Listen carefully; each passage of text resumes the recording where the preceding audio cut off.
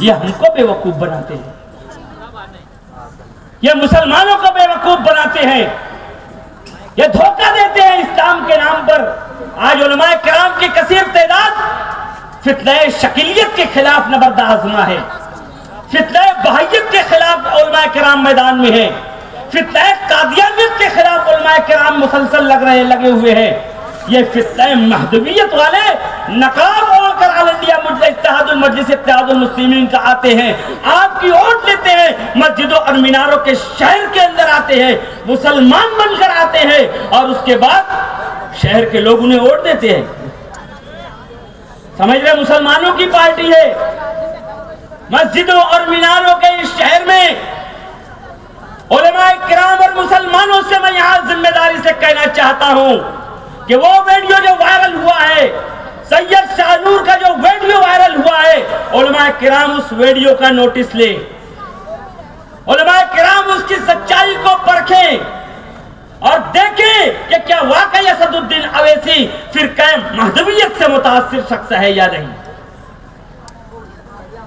मुस्लिम personal board के इजलास में इस्लाम से खारिज फिरका है और उसका मौजूदा दौर का सरबराह all India Muslim personal board के इजलास में तकरीर करता है और पीछे अवैसी साहब बैठे हुए।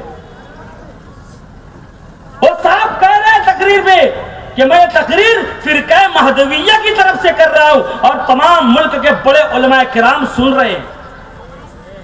हैदराबाद में इजलास हो रहा है, उलमाए किराम इस बात का नोटिस ले कि ये जो वीडियो वायरल हुआ है, असदुद्दीन अवैसी के अकायद क्या हैं, असदुद्दीन अवैसी के मजहबी ख्यालात क्या हैं, इस बात की तहकीक होनी चाहिए। इम्तियाज जलील के अकायद क्या हैं, इस बात की तहकीक होनी चाहिए। मुफ्ती मोहम्मद इस्माइल कासमी साहब के अकायद क्या हैं, इस बात की तहकीक तो उलमाए किराम को बहुत पहले कर लेनी चाहिए थी, जिस दिन वो तल अबीब में 8 घंटा गायब हो गए थे। क्या हो रहा है इस शहर के अंदर, क्या चल क्या रहा है यहाँ पर? बेवकूफ समझ रहे हैं हम मुसलमानों को। इस्लाम के नाम पे अगर मुसलमान जज्बात में आ जाता है तो क्या उसके जज्बात के साथ सियासी खिलवाड़ किया जाएगा?